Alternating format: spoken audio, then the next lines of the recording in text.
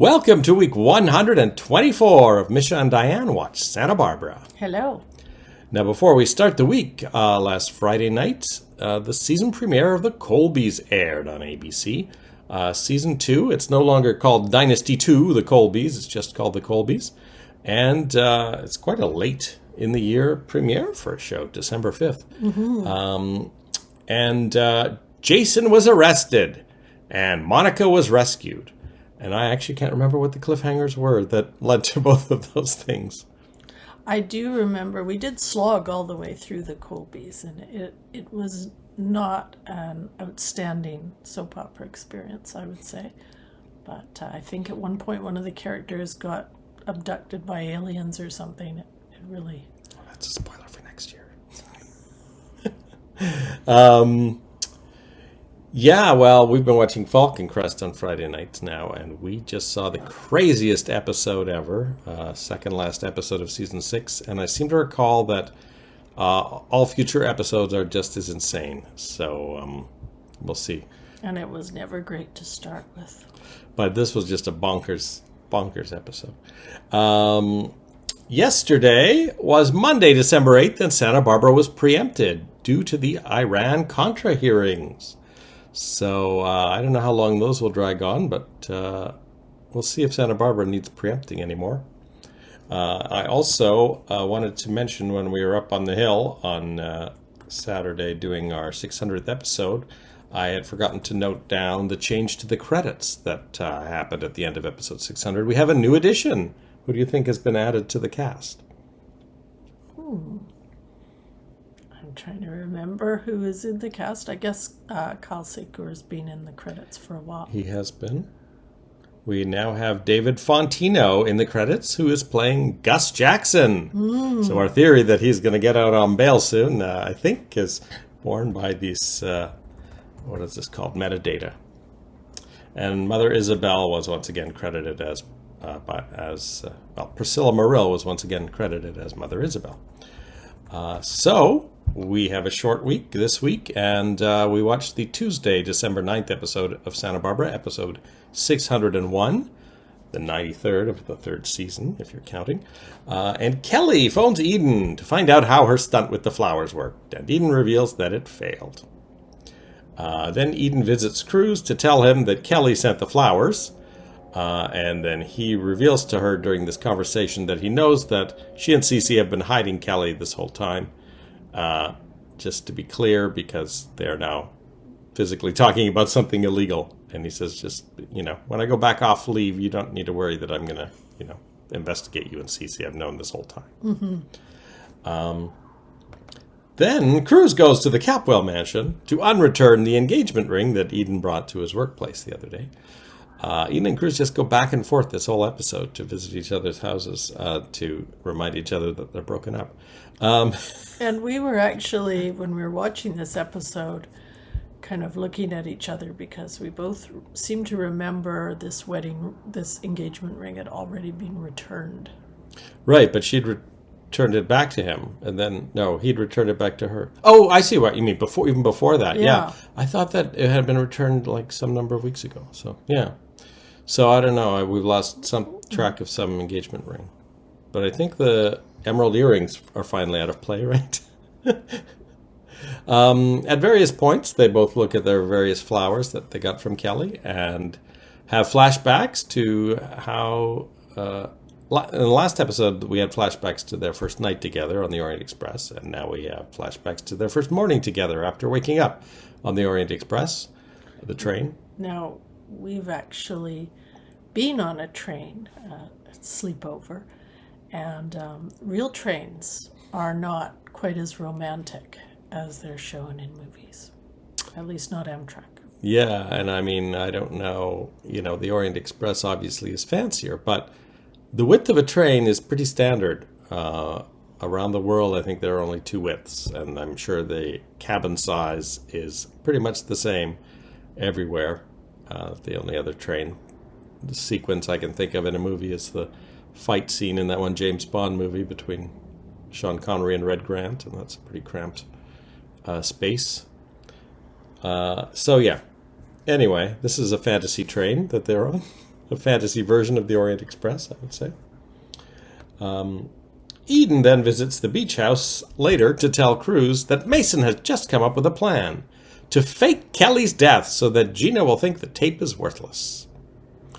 I hadn't remembered this, but kind of when Eden said it, I was like, okay, now I kind of remember the concept of this, but I don't remember anything about how it's done or if it succeeds or anything. So, yeah, I'm excited to see what this plan is and how they're going to trick Gina, and will Gina fall for it? And I'm wondering if Keith would figure it out, if it would be better for him for the 6 or the 5 months to continue on as is, because he's still trying to ingratiate himself with the Capwells. I think this month or so that it's been, maybe hasn't been enough time. He might be worried he might actually blow the cover just because he wants to ingratiate himself a little longer with the Capwells. And then Eden and Cruz start arguing about why did Cruz bring that ring back? Just to see Eden, probably. And he's like, I shouldn't have come over. I'm trying to get out of your life. Anyway, they have that argument. So that's the current argument they're having back and forth now. Mother Isabel is told by Victoria that she thinks she's pregnant. And then she tells Victoria that you must tell the father. So Mason drives Victoria back to Santa Barbara. Victoria tries to tell Cruz that she's pregnant, but he says he doesn't want to talk to her. Basically says he never wants to talk to her, which I think is a clue to us that she will not tell Cruz that she's pregnant, if she turns out to be pregnant. And therefore, she will have to pretend the baby is someone else's. I have a suspect for who that could be. Mm-hmm. She joins Julia at the Orient Express bar as they are both waiting for their doctors to call. Julia gets her call first and finds out she's not pregnant. And Mason sidles up to her and says, if at first you don't succeed. Meanwhile, on the other phone, the payphone at the far right of the Orient Express, Victoria gets her call and, surprise, she is pregnant with Cruz's baby. Mm-hmm. So, I remember a little something about this baby. So, this is going to be a long-term adventure. Nick, who does not appear in this episode, but I believe he's off the show. He's off the show, but I believe it's Lionel who relays a message from Nick to Alice that Nick has a modeling job for her lined up. And she tells Lionel, I've quit modeling because I don't want Brian to think that I'm a different person than the one he loved.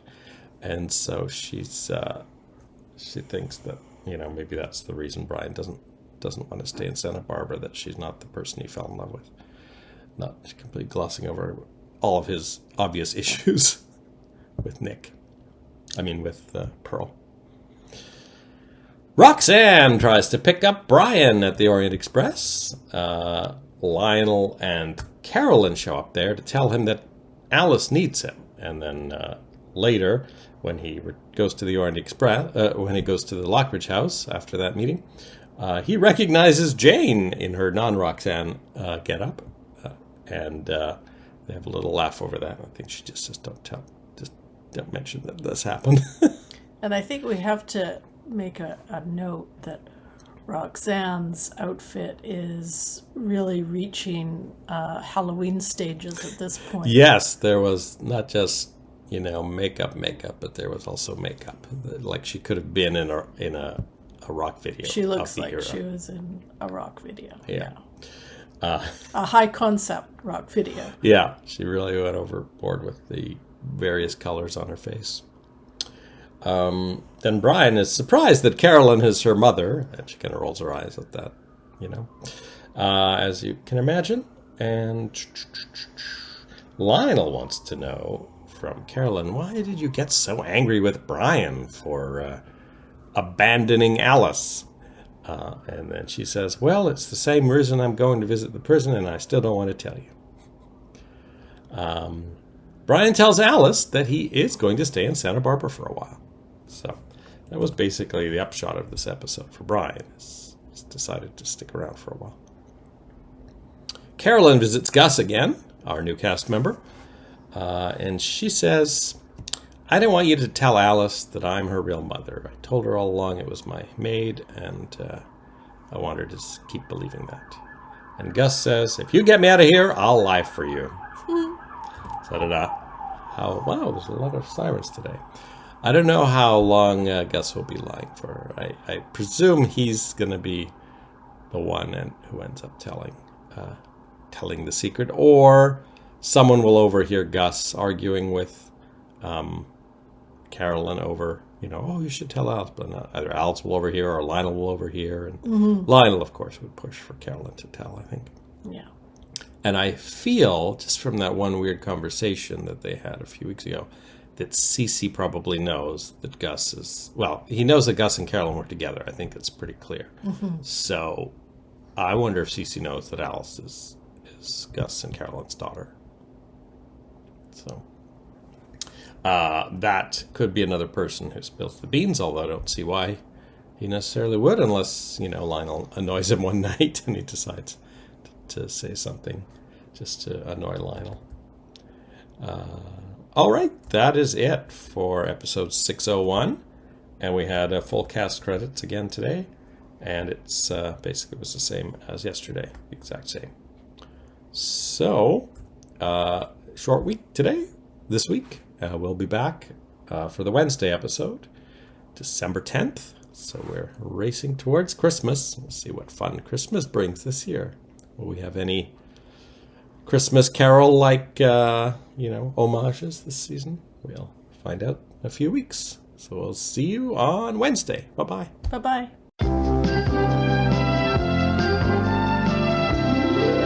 Welcome to episode 602 of Misha and Dianne Watch Santa Barbara. Hello.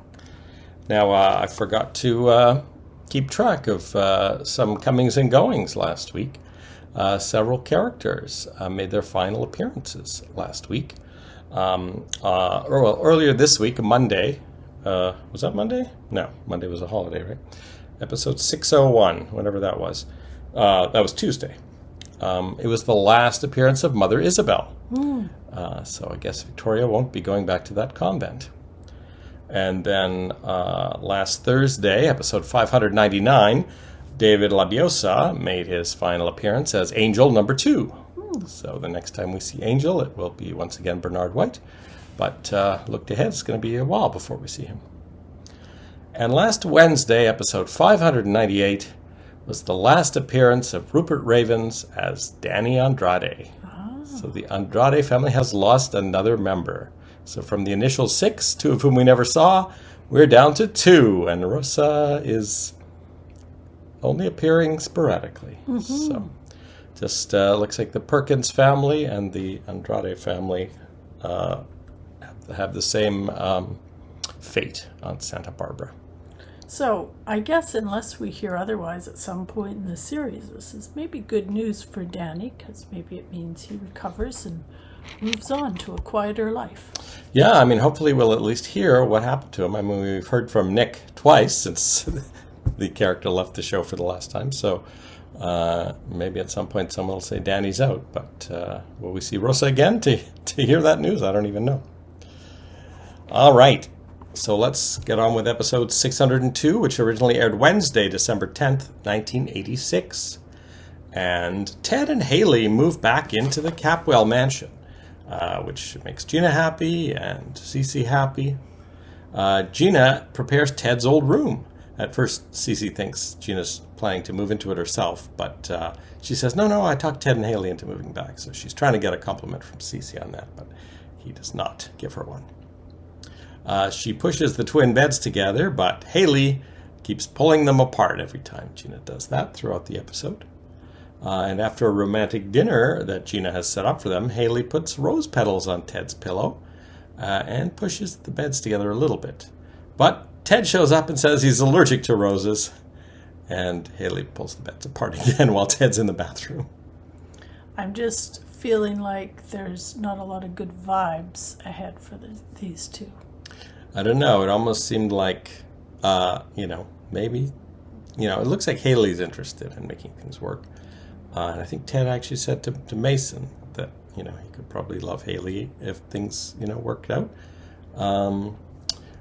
When they're in their separate beds, Haley asks Ted if he's happy, and he says he is, and that makes her smile. So maybe nothing They will. just have this little dance that things don't ever quite fit. Yeah, and is this the end of that, or is it going to continue on, and will they never really quite make it? It's an interesting relationship for Santa Barbara. This is not similar to anything we've seen before. So. Mm-hmm. Mason and Cece fill Ted in on the plan to fake Kelly's kidnapping and eventual murder in order to trick Gina into turning over the tape to posthumously clear Kelly. Now, I feel like Gina might still say, well, we'll just stick with the 5 months, and then we'll clear Kelly. It should be fine. Mm-hmm. Of course, they asked Ted to keep all this information from Haley. So this is going to be another impediment, especially when she finds out he's been keeping this from her, when it presumably all falls apart. I really have no memory of this storyline. No. So I'll be as surprised as anyone as to how it turns out. I don't know how they're going to do it without Robin Wright, And during this exchange, at some point, Cece says, you better figure it out. I didn't pay for that Harvard education for nothing. I don't know if we knew that Mason went to Harvard or not. I think we did. Harvard's just been in the news this week, so that's what made me flag it. So yeah, I'm interested to see the fake kidnapping and how it plays out and what we actually see on the screen. And obviously it's got to be done in a way that Gina thinks it's real. So they've got, I think Mason talked about unimpeachable witnesses, but who would Gina trust? Well, maybe Mason will think, oh, it's got to be Haley, which would really mess things up for Ted and her again. Julia tells Mason that she's not pregnant, but that if they keep trying, that could put a problem into his relationship with Victoria that she has seen happening. And Mason assures her there's absolutely nothing between him and Victoria. So that doesn't take into account my theory that if she is pregnant, she will need to pretend someone else is the father and may either ask Mason to pretend it's him or Just tell him it's him. Or get him drunk and sleep with him Yeah. so that, she can say that it was him. And then, of course, Julie would say, I thought you said there was nothing between you. So. And then we will probably, there's lots of ways that can go, but usually the truth is revealed in one way or another, probably just as Cruz and Eden are starting to get back together, but who knows? That makes sense. That Cruz's baby is revealed. But will it happen after the baby's born? Because that's the better part of a year from now. Victoria tells Pearl that she's pregnant with Cruz's baby. I think she swears him to secrecy. Never a good idea in a soap. He's a little bit traumatized when he sees her browsing abortion pamphlets because he tells her that he once counseled someone to have an abortion and went terribly wrong, and then he realizes halfway through, but this is nothing like that, and I don't know why I brought it up. Brian visits Pearl, which Pearl is happy about. Pearl shows him excitedly that Brian inspired him to study languages and shows him the translation of the Iliad that he did. But I think Brian was a little annoyed that it said Michael Bradford on the nameplate, and I think that kind of made Brian sort of pull back again, and he ends up probably stalking out. Pearl shouts back, "Hey, Bri!" And then Brian turns around and goes, "Never call me that again." So, I don't know how exciting this back and forth really is. No. Not one of the Santa Barbara plots people talk about.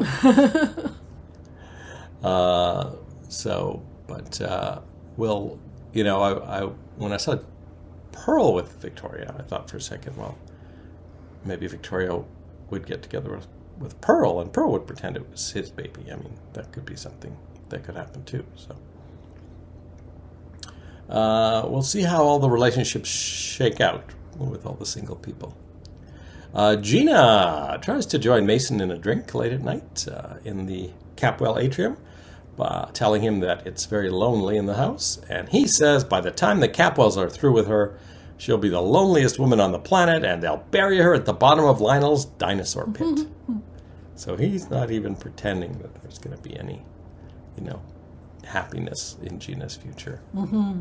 And that's an interesting thing, because when they start this kidnapping Kelly plan, they've got to keep treating Gina badly in parallel to that, because they have to pretend they don't know Kelly is going to be murdered, and that Gina's still a thorn in their side the whole time. So I don't know if they can pull that off successfully. Plus, there's always a chance Keith might suspect something's a bit off. But Mason and Ted and Cece were talking about it, and they did talk about an unimpeachable witness that would allay any suspicions Gina might have. So, well, it's not going to be Mother Isabel. We know that. No. Carolyn tells Lionel that she has been seeing Alice's father at the prison. So really, she only avoided telling him for 2 days. And she asks if he could help getting Gus paroled, but Lionel does not think he has enough clout. And she says, well, what do you think about C.C. Capwell? And he, of course, says, well, I can't speak for him. And Carolyn says, yeah, we parted on very bad terms. So... and then we do see a bit of those very bad terms, too. But first, Julia comes over to look over Gus's case, and she says that the parole board is very conservative, but with Cece's recommendation, that would benefit Gus's case. So, Carolyn shows up at Cece's place, and Cece is angry that Carolyn would ask him for a favor, and then when she finds out it's for Gus, he says... he's the guy you left me for, and you took away my boxer, and I had to cancel all these boxing dates. So now we find out that Gus and Cece were in business together, and Cece was, I guess, owned Gus as a boxer and had all these fights. So now we know there's a bit of history there between Cece and Gus as well. It'll be interesting to see how that plays out. In addition to which, he kind of blames Carolyn for leaving him. She was kind of like, well, you owned Gus and you owned me, so you left together. So that's the kind of, I guess, situation she thought she was in with Cece at the time. Not like the girlfriends that he mentioned that one time after Sophia died. We didn't really think of this kind of situation. And then Carolyn, I guess, mentions to Cece that Gus is Alice's father, I think, to try and, maybe persuade him, because I think Cece likes Alice. But Cece almost immediately puts it together that Carolyn is Alice's mother. And that is how we left things between Carolyn and Cece. So is Cece the one who's going to spill the beans? I had theorized that maybe he knew all this stuff already, but turns out he knew about 80% of it, so... he did not know Gus was Alice's father, and of course, now he has guessed that Carolyn is Alice's mother.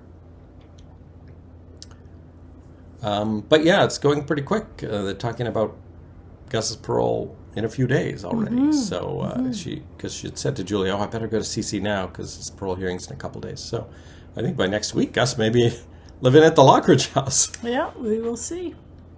And that is it for the Wednesday episode. We'll be back after we watch episode 603 of Santa Barbara. We'll see you then. Bye-bye.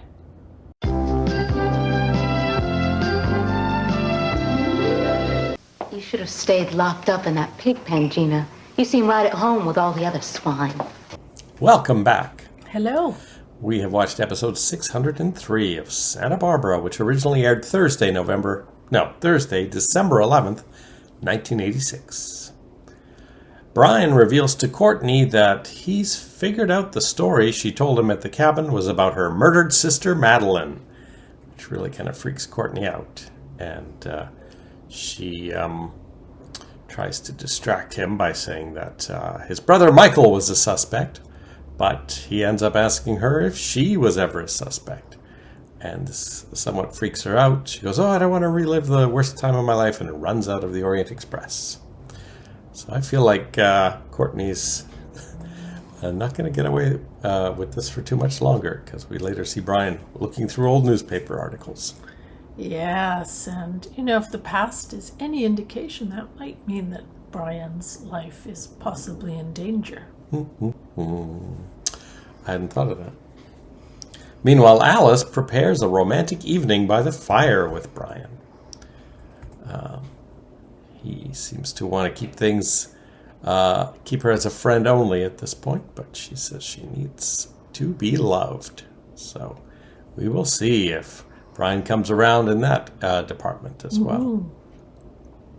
Cece tells Sophia Mason's idea to fake Kelly's death. She's a bit concerned, obviously.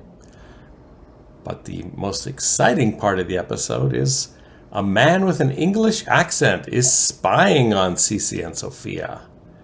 And he uses that payphone at the Orient Express to call a second mysterious person and says, I know you didn't want me to come here, but it's too late. I've already seen them. They're 10 feet away from me. So this is exciting.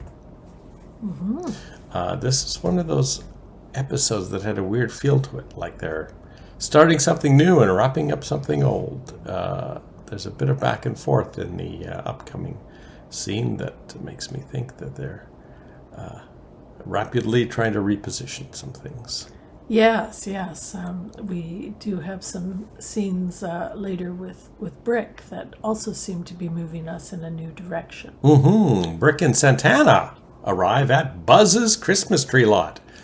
And in fact, this is the first episode where Christmas is mentioned by several characters. It's December 11th, so it's a bit early. But as you know, sometimes soap opera days can drag on so long. It might be the day before Christmas before we know it. But fun to see that Brick and Santana are still hanging out. I don't know if it's too soon for him to be getting into a romantic relationship, but I'm thinking this is what the writers might be thinking. It was nice to see Buzz's again. It is, of course, a pile of burnt out beams. But guess what? Brick wants to buy it. He has an idea to reopen it as an oyster bar, which is what it was before, I think. And he tells Buzz he has $5,000 for a down payment. But unfortunately, Buzz says his accountant tells him he's $15,000 in debt, and that's how much he would need in order to be able to sell the bar to Brick. Santana offers to lend him a few thousand, but he declines. Then he brings a banker over, and the banker says, well, it doesn't matter how good your oyster soup is, the entire banking industry is not lending money to restaurants at this time. They're a very bad risk in this economy. So I don't know what was going on in late 1986 in California, but no one's going to be lending Brick any money, at least not an institution. I think he was talking about it would be a way to honor Amy, so I don't know, he's probably going to rename it to Amy's or something. I think he mentioned naming it after Johnny, didn't he? Oh, okay. I know I missed a line of dialogue about something. Yeah. Okay. Well, that's good. Buzz doesn't seem to mind. He's still obviously he's got a Christmas tree lot right in the little gap between Buzz's and the next building over, which I don't think we ever saw before. Santana goes to Sophia and Cece to try to get the money. Now, the last time Cece and Santana had a scene, I think, was in Santana's apartment when Santana had the tape. And did Santana have a gun on Cece briefly, or was that Gina? Like, someone had a gun on someone. So I'm surprised Cece's kind of fine with her coming over to the house. So she tells Sophia and Cece about Brick's venture, and Lily overhears them, because of course she lives at the Capwell Mansion now. Sophia and Cece visit Brick. Brick isn't as angry with them as you would expect he would be, but he listens to them. Cece tells Brick he wants in because Brick did such a great job turning around the casino after Dylan Hartley's disastrous run as the manager. So we get a little name check for Dylan Hartley and the casino. But Brick tells them he doesn't want partners and he doesn't want to borrow any money from either of them. Buzzes starts to collapse, which didn't surprise me because we heard some creaking beams at the start of the scene. Kind of reminding me of those creaking beams that Michael and Brian were under just a few days ago. The mystery man, who has been following Cece and Sophia, runs over as the building collapses and pushes Sophia down and out of the way. The next thing we see is that this mystery Englishman is now unconscious. And Sophia calls an ambulance to take him to the hospital. Sophia searches his coat pocket for some kind of identification and finds out that his name is Jeffrey Conrad. And there's a phone number on a piece of paper. So she phones it. And the mystery woman that Jeffrey was on the phone with earlier answers. And we actually do not see her face, but we see her arm and a bit of her hair. And she also has an English accent. And she gets the news that Jeffrey is in the hospital. And then wonders who it is that's calling her. And the woman says, My name is Sophia Capwell Armonti. And the woman nearly snaps her pen in half with anger. So what are your thoughts about Jeffrey Conrad and the mystery woman? I have no thoughts at all. In fact, I didn't even notice this scene when we were watching it. So, I have no thoughts on it. Well, I remember this scene. I don't remember the exciting Christmas tree farm or Santana and Brick at Buzz's, but I remember this scene of the British woman. So I obviously watched this episode. I would have been finished my exams and waiting on my marks by this point in the year, early December. So that's interesting that left an impression on me this time. I don't know if we see her, over the course of weeks or something, or if this is her only episode. But yeah, that's kind of interesting that I would remember that. And that I didn't even notice it. Lily sneaks over to Buzz's. Now, Lily and Buzz and Brick had an encounter earlier in the episode, and both Buzz and Brick are not too happy to see Lily because they both blame her for everything that happened. But she gives him a check for $10,000 and convinces him to take it, and without letting Brick know it came from her, tell Brick that he can accept his offer for $5,000. And it seems clear that Lily is trying to do this to clear a little bit of her conscience over Amy's death, I think. And we should mention that Lily has a completely new look. I didn't even recognize her for a moment at first because she's got different hair. She's lost the white robes. She's wearing a green and purple outfit. That's kind of, I don't know if it was floral, but if you can imagine that. We're really getting into prime 80s fashion right now. Yeah, what with Roxanne's look a couple of days ago and Lily's look. Her hair, has always been quite similar, but I think they kind of 80'd it up just a little bit for this episode. So, I'm excited to see how quickly they fix up Buzz's. I don't know how. I guess they don't have to worry about snow and stuff in Santa Barbara for the winter. They can probably do construction, but Buzz's is still just this pile of rubble, so that's going to have to be cleared out first before they start building something new. I doubt it'll look the same though, but still, you want a waterfront place.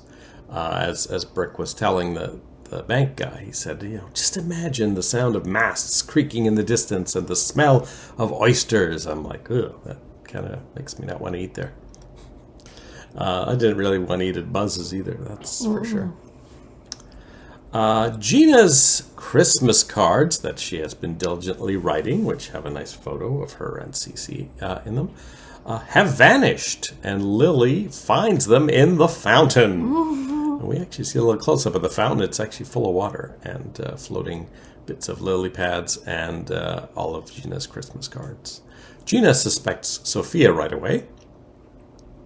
Santana arrives because she plans to take Brandon to see Santa Claus. Well, Gina's not having any of that and threatens to call security to kick her out. So Santana has to leave without even seeing Brandon. Sophia comes home and Gina asks why the hospital is calling about the health update for some young man she's never heard of, and Sophia tells her about the young man that saved her life. And Gina says, he must be pretty stupid to save your life. She accuses Sophia of drowning her Christmas cards, and then tells her that Brandon was not very amused at all, and that he's very miserable. All he hears around here is everybody fighting, even though we don't realize that he's listening. Later, Cece shows Sophia the fake ransom note that I guess Mason has doctored up.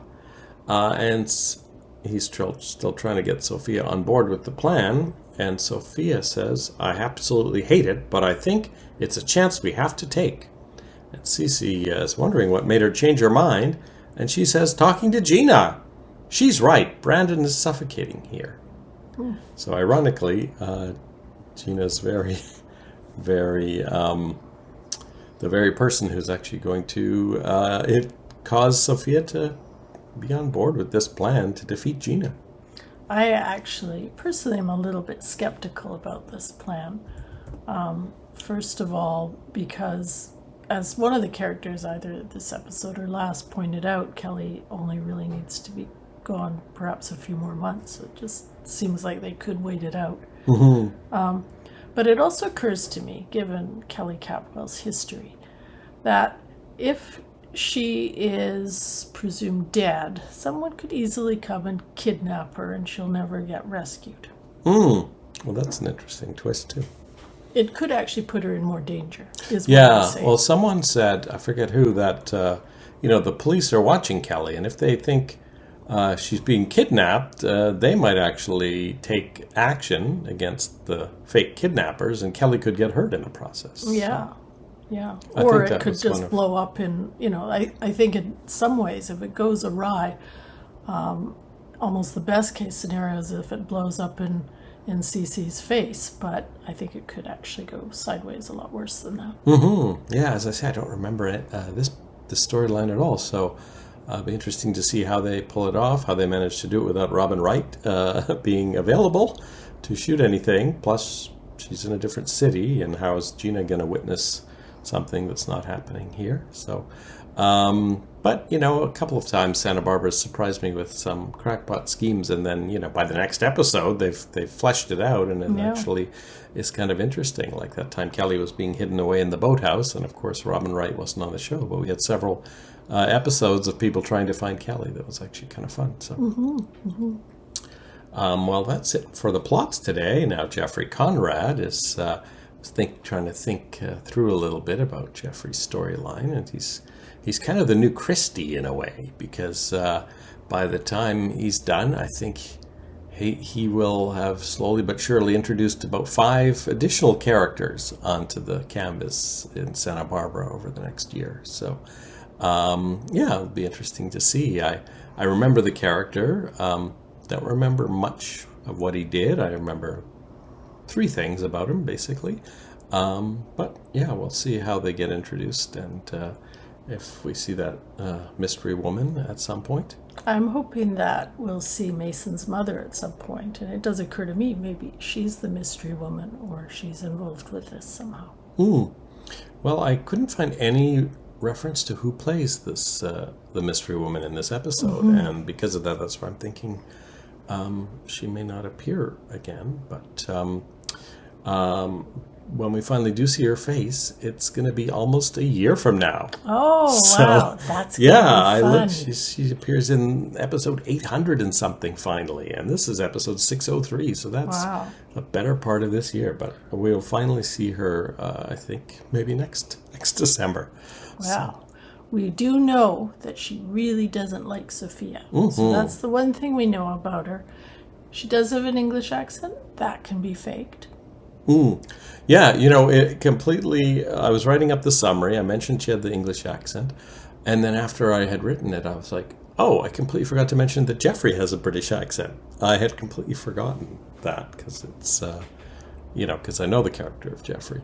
And I just kind of, glossed over that. So I went back and added it to his introductory scene that he has a British accent. So that makes sense if there's two people with British accents on the phone with each other.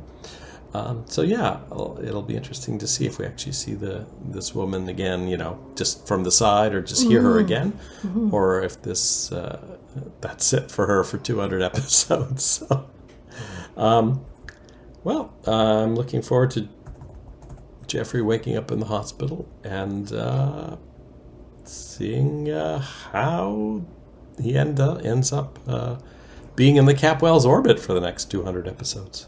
Wow, that's exciting. All right, we will be back after we've watched the final episode of this week, episode 604. Bye-bye. See you then. I need someone to love me. You will. You'll get that. You'll have 100 guys who will want to love you.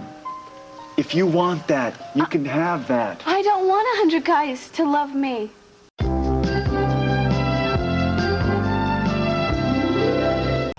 Welcome to episode 604 of Misha Dianne Watch Santa Barbara. Hello.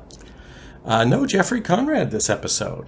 And I looked ahead, and it looks like they're not racing ahead with his story. He's only going to be in one more episode this month. So I guess maybe he'll be in the hospital for a longer time. But next year his storyline will pick up again. So, maybe something equally exciting will happen. We've got an upcoming kidnapping raid, hopefully, that will be depicted somehow. Mason tells Eden that he and the police captain are going to try to talk Cruz into coming back onto the force. Wasn't he just telling Eden yesterday that he needs time?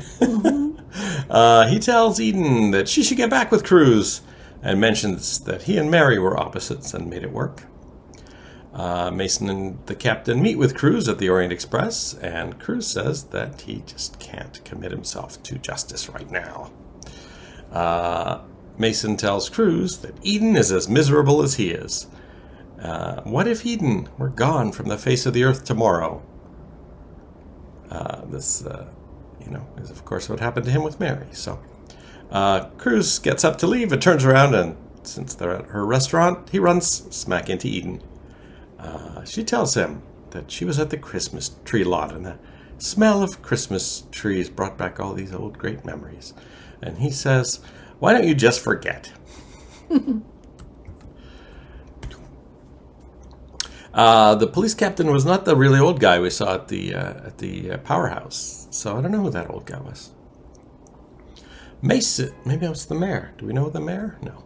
Could he be a commissioner or something? Yeah, I guess so. So, yeah, commissioner would be above captain. Yeah, that could be. I don't know if we'll see him again. And, of course, because he wasn't on during a day where they do the credits, we don't know what his character was. Mason shows Cece the plan to fake Kelly's kidnapping. And they are planning it for a holiday in the village that she lives in, so that the townspeople won't get in the way. But Cece is still worried that a good Samaritan might barge in and spoil everything and maybe get hurt in the process. Eden arrives and notices that Mason has shaved his mustache, which I didn't actually notice myself. And then Cece says, "I thought there was something weird about you." Cece tells Eden that they have to get Cruz to help with the plan, but he can't know it's a fake kidnapping. Eden says, "You want me to lie to him? That's one of the reasons we broke up in the first place." Then good old Cece comes back, but a little muted. "Maybe it's time to realize that you and Cruz are not right for each other. I have a doubt that this whole thing with Cruz will ever be the storybook romance that you want it to be."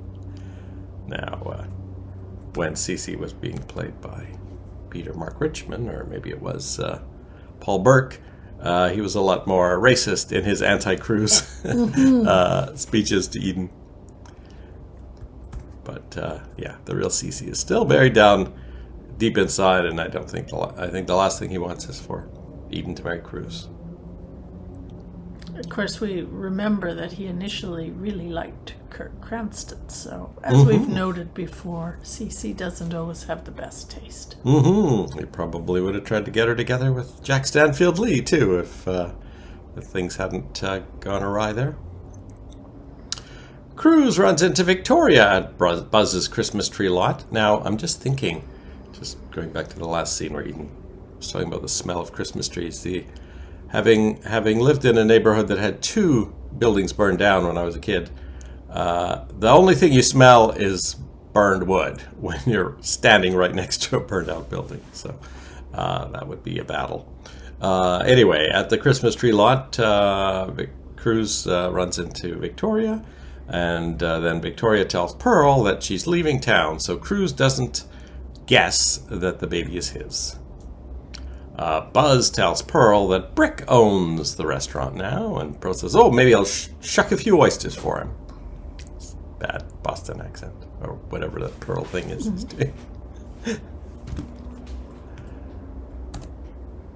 I don't know if we mentioned that it's a new Buzz. Maybe we did, but I've got down the name of the actor is Klaus Weber. And of course, the only 2 times we've seen Buzz, the 2 episodes we've seen Buzz in, he's wearing a Santa suit the entire time. I didn't even catch that. So. Previous Buzz was Philip Keiko, so this is the Buzz number 2, and after this little run, we'll never see Buzz again. Why would we? Sense. Brick is now the owner of a pile of burnt out timber. Now, does he own the property as well? I don't know. It's waterfront. I would think that would be expensive. I don't know. He's starting with a $5,000 down payment.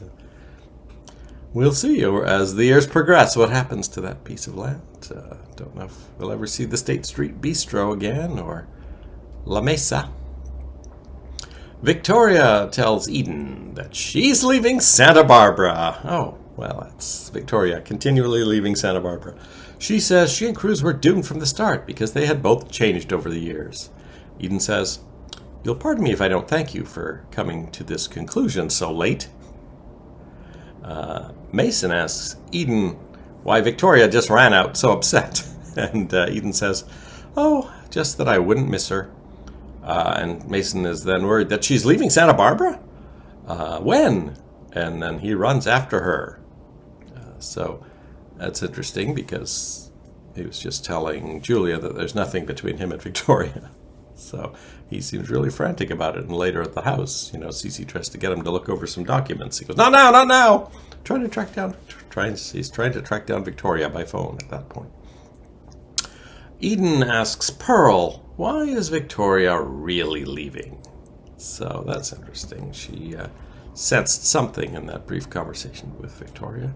And of course, Pearl knows. But would he tell Eden? And if Eden knew, would she tell Cruz? And if she didn't tell Cruz, would that be yet another secret that she's hiding from Cruz that would keep them from getting together?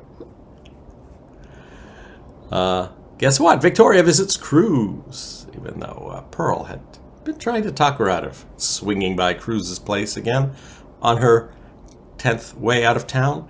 I'm going back to L.A., she says to him, and Cruz says, that sounds like the right thing to do. First, I'd like to apologize for screwing up your life. What I'm most ashamed of are the lies. And then Cruz says, this isn't a stage, and you're not supposed to be acting right now, so why don't you tell me what's going on here? Do you think Victoria will spill the beans? That's not a very soap opera-y thing to do.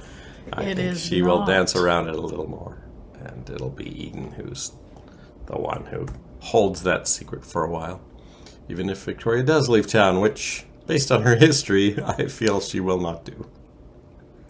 I'm actually reminded by this storyline of one we've just seen on Days of Our Lives, where a character who's much younger and considered much more mature actually does get pregnant, doesn't tell anyone, and does leave the show.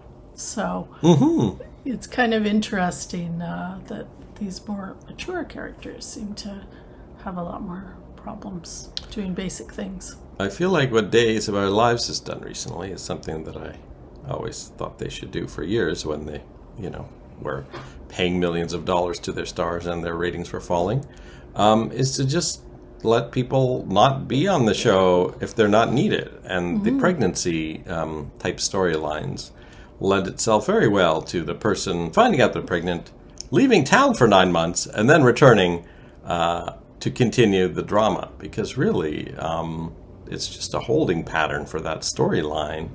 And if you're paying that actress for 9 months just to be around, and really her storyline's not going to progress until the baby's born, you're just spending money on a cast member that you don't need. And Days of Our Lives is really doing that now with just bringing like Vivian Alamain in for 3 days, and then she's gone again for 9 months, and then she comes back for 3 days to wreak havoc and is gone. And I imagine they're saving money by not having all these people on the canvas, even though they do have a huge cast. So, or more likely, the character will come back after an indeterminate number of years with a 20-year-old child. Well, this week they're airing the final days of John Black right now, and people are posting stuff on various message boards about the history. And someone pointed out that I think it was Belle was the flower girl at John and Marlena's wedding, and when they came back from their honeymoon, she had graduated from college over those couple of weeks. So. That's when they aged up Belle. So these things don't often have long periods of time in between them. They can age someone up in the matter of a couple of weeks. So. You tend to end up with a lot of characters who are parents or grandparents who are basically the same age as the child. Mm-hmm. I saw on Reddit someone posted a chart last night of all of John Black's grandchildren, step-grandchildren, great-grandchildren, step-great-grandchildren. And, John and Marlena are great-grandparents of 2 different people. And Ariana, who's just come back at the age of 18, is Will's daughter. And Chandler Massey, who plays Will, came back this week and was like, holy cow, he looks young enough to be her brother, not her dad. Or her son, even. Yeah. Lionel finds Alice having a bad dream on the couch about the shooting. And they talk about it a little bit, and she says she wants to try to get over it so that Brian will think she's normal, because Brian has told her he just wants to be friends. I think Lionel's going to have to try and get her through that with Brian. Lionel finds Caroline's description of Gus to be a bit too detailed for someone she's only met twice in a prison waiting room, or visiting room. Lionel wonders if Gus will want Alice to live with him if he gets paroled. Carolyn asks Cece not to tell anyone that Alice is her daughter. Now, you'd think that she would have asked him that yesterday when Cece found out, rather than waiting a day or two when, the information could have gotten out by then. She tells Cece why she couldn't raise Alice herself, because he tries to use that against her, saying, wow, you could have raised her yourself and just let her go with Gus. Cece says Gus could have been a great boxer. Was it worth it to run off with him? Carolyn says it was for Alice, and asks Cece to talk to Alice to get to know her before deciding if he will help Gus get his parole. Cece runs into them at Buzz's Christmas tree lot. I don't know if that's by accident or if that's what Carolyn set up. After talking to Alice, he tells Carolyn, you win. So, it's won over by Alice's charm. Cece tells Eden that he and Reuben are going to bring in that big Christmas tree that she spotted on the front lawn when she came in. So, Reuben is still being name-checked on the show. He's still working at the Capitol House, even though, of course, we haven't seen him for probably well over a year, and we never will again. Mm-hmm. Lionel visits Gus at the prison, and they have quite a nice little talk. Lionel wants to get a sense of what kind of man this guy is, and also if he's going to want Alice back. And he says that Lionel can stay on as Alice's guardian as long as Alice wants, which is what Lionel also says, that, he's willing to stay her guardian as long as she wants. And Gus talks about, needing a bit of time to get on his feet and get to know Alice and see how things go. So I think Lionel's pretty happy with that, and seems to feel like Gus is a good guy, and I think Lionel's gonna, both Lionel and Cece will be on Gus's side at this parole hearing. Mm-hmm. He comes home to find Cece Capwell in his living room helping Alice and Carolyn bring in their Christmas tree. Lionel then tells Carolyn that Gus seems familiar. She says, well, he did used to be a boxer. And Lionel says, Gus Tiger Jackson? That was Lionel's dad's nickname too, Tiger. T. McDonald Lockridge. And then Carolyn's story about when she first met Gus falls apart rather quickly because, of course, Lionel says, well, then he was Cece's boxer when you were dating him and you never met him back then. And she not only has to confess she knew Tiger way back then, but Lionel almost immediately puts some pieces together. You're the one that you left Cece with for him. And Carolyn suddenly blurts out that Alice is her daughter. So that's in the Lockridge living room. Presumably no one is listening in. Presumably this will be something Lionel has to keep a secret for a little while, but as I expect Gus will be coming onto the show next week, I think Alice will find out Gus is her dad pretty quickly, I think. Mm-hmm. Oh, speaking of people listening in, I mean, people generally don't spy on people in the Lockridge house, but I'm so shocked that the Capwells are talking in the atrium all the time about this fake kidnapping plot when they know Gina's skulking around the house. But I doubt that'll be the reason it falls apart. If it does, it'll probably be, some other thing. Because, as I mentioned before, Santa Barbara likes to tell us how these plans are going to go and give us the setup, and then they all go awry in a different way. Mm-hmm. Sometimes completely flopping, but sometimes they pull it out anyway, even with a little twist. And sometimes I suspect those twists are more related to the budgetary constraints of trying to stage a huge thing on a soap opera. But we get it in our heads how it's going to go, and we probably think it is, we probably imagine it better than they ever could do anyway. So it kind of leaves the impression in our heads that they did do this big, massive thing when they really probably didn't. And it was probably a guy coming in saying, oh, the plan worked, or the plan failed. Now, mind you, this is an age in soap operas where they did actually splash a little more money around than they do now. Mm-hmm. And I think a lot of these plot lines would have to become even more modest if they were on a modern soap opera. Although Santa Barbara was the lowest rated soap for its entire existence, I think. Maybe Search for Tomorrow briefly was below it before it got canceled. But I don't think, they threw some money at it at the beginning, but I think at this point, they would have to show some return for their investment. I don't know if they might save some, save some cash for like a Cruise and Eden wedding or something like that. They might do a little, big thing, but I think they probably are, trying to get their ratings up before they can splurge on something like that. It's really noticeable if you watch a modern soap opera that's been around for a while, like A Days or even A Young and the Restless, when they'll do a flashback. And it's often so opulent, They'll do a wedding in a real church in Italy or something like that. Like a wedding in Greece, I think. Was it Kayla and Patch got married in Greece or something? Or someone got married in Greece. Now, nothing. Now it's like, their 6-foot wide park set has some lawn chairs put out. Yeah. And there's a guy at a podium at the front. Which is odd, because in this day of CGI, you would think they could set up a little stage with that's totally green, and just have like some bigger sets that are fake that they introduce into the show, and kind of get people used to this fake set that's the park or the church or something. But I know they tried that a little bit about a year or two ago with this rooftop set, which I thought looked pretty impressive, but people complained about it. But I guess it's because I think it was kind of dark lighting, and it's a bit hard to match that in the daytime.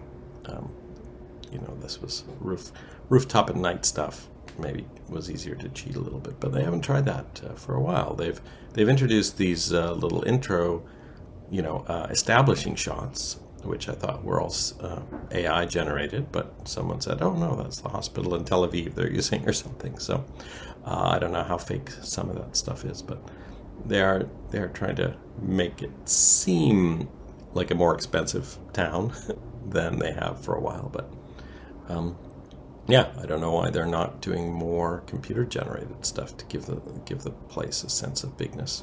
Or even if you want to go very old school, if you ever watch some of the really old shows, like some of the old Warner Brothers shows, like 77 Sunset Strip or Hawaiian Eye, they do a lot of projection work. So most of Hawaiian Eye, for example, is not shot in Hawaii. It's actually, I think, shot in Los Angeles. Mm-hmm. And they use a lot of projection work to make it look like Hawaii. Mm-hmm. Maybe that works better in black and white. I don't know, but it seems like there are some even older low-cost options that might work. Mm-hmm. Now we had a break this Monday because of the Iran-Contra hearings. The next preemption will be January 1st. So for the rest of December, we'll be plowing ahead with, I guess, the kidnapping plot, Gus's release. Jeffrey will make an appearance probably to say, "Oh, I'm feeling much better now. Thank you, Mr. Capwell." The actor Ross Kettle is from South Africa. I saw today on his IMDb. So I don't know if he's doing an English accent or I'm terrible at picking out South African accents. But maybe he's putting on an accent to try to match the actress playing Mystery Woman. And 2 characters are leaving the show next week, and their actors are on their way out as well, as you can imagine. So any guesses as to who we might be seeing for the last time? You always make me guess. I usually get it wrong, and it's better for us just to wait and see what happens. All right. I don't know which day they leave, so it'll be a surprise. I will say I am still hoping that we finally get to see Minx again. Mm-hmm. I think I had said she was doing 3 appearances this year and 3 next year, and I think we've only seen her twice this year, so there might be one more. Maybe at Christmas the whole family will be together. They did name check her this week by, when Alice and Lionel were talking, he was talking about how even though Brian, isn't going to give her the life she wants, she's still got the family of Lionel, Jane, Carolyn, and Minx, so... it would be nice to see Minx. I don't know if I guess she's had scenes with all the people living in the Lockridge house currently, so. Yeah, they always try and do something nice for Christmas on these shows, and maybe we'll get another fantasy like the one we had with the Dickens one the other year. I think maybe Gina will get a chance this year to do something. She's been wandering around very depressed. All right, that's it for week 124 of Santa Barbara and 124 of the show. We'll be back with the Monday episode. Oh, I forgot to say this episode aired on Friday, December 12th, 1986. So we'll be back in 2 weeks with a new set of 5 episodes bundled together as week 125. We'll see you then. Bye-bye.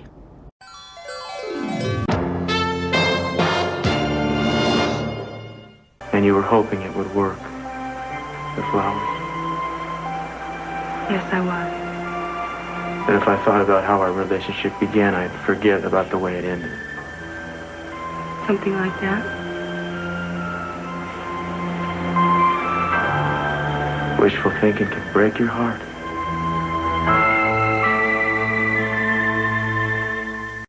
All right, we will be back after we've watched the final episode of this week.